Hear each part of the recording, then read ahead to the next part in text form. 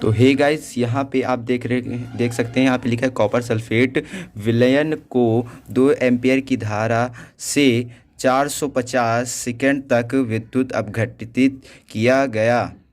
तो कैथोड पर निक्षेपित सीयू के द्रव्यमान की गणना कीजिए। और यहाँ पे सीयू को अणु भार दिया है, यहाँ पे सीयू बराबर 63 दिया हुआ है। ठीक है, तो हम इस सवाल को हल करेंगे। ये बहुत ही बार पूछा गया सवाल है। तो यहाँ पे सबसे पहले हमें सीयू पे कितना चार्ज होता है वो निकालना पड़ेगा। तो यहाँ पे देखेंगे, यहाँ पे सीयू प्लस में 2SO4-2। देखिए, ये है कॉपर सल्फेट। सीयू पे +2 चार्ज होता है और कॉपर सल्फेट पे -2 चार्ज होता है, जिससे 0 हो जाता है, तभी इनकी अपक्रिया हो पाती है। अब यहाँ पे हम ये चिन्ह लगाएंगे।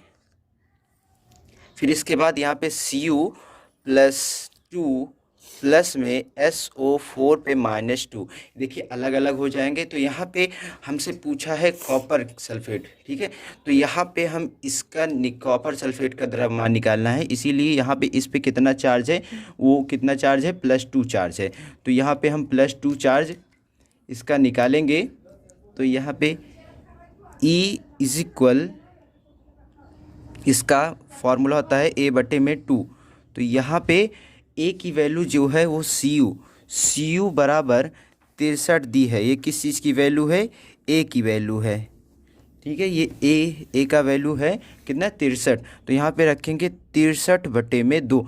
हम इसको काटेंगे नहीं, अब सीधे हम फॉर्मूले पे आते हैं। फॉर्मूला जो है हमारा है W बराबर ZIT। ठीक है, इसी फॉर्मूले से ये निकलेगा।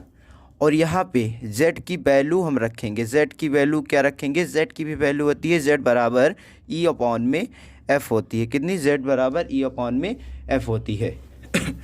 तो यहाँ पे W बराबर, अब यहाँ पे देखिए हमें किस किस चीज़ की वैल्यू पता है, हमें E की वैल्यू पता है, और हमें यहाँ पे I की वैल्यू पता है और T की वैल्यू पता है। देखिए I की और T की वैल्यू कैसे, तो यहाँ पे हम लिख दे रहे हैं। E की वैल्यू तो हमने ये निकाली है, 63/2 निकाली है। और जो I की वैल्यू है वो क्वेश्चन में कितना दिया हुआ है, 2 एम्पियर दिया हुआ है, 2 एम्पियर दिया है। और साथ में यहाँ पे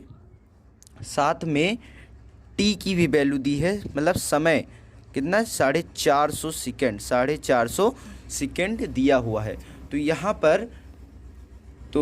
पर क्या करेंगे, हम यहाँ पे रखेंगे किसकी, Z की जगह है Z की जगह पे E/F रखेंगे। तो यहाँ पे E/F/IT। देखिए यहाँ पे हमने E की वैल्यू क्या निकाली है, W बराबर E की वैल्यू है 63/2।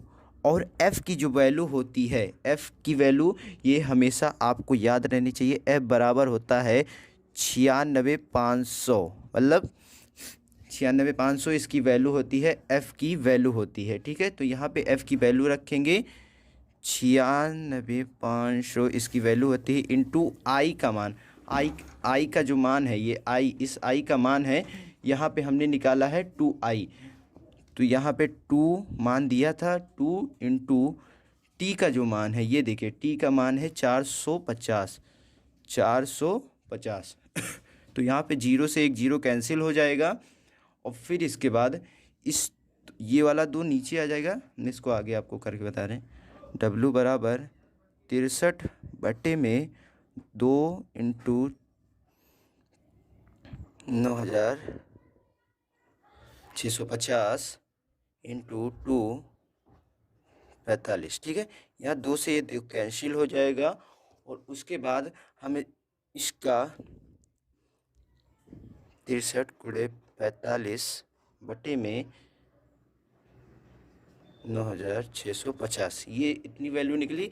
हम इसको इससे भाग करके मल्टीप्लाई करेंगे तो हमारा जो W का मान आएगा वो 0.293 ग्राम आएगा।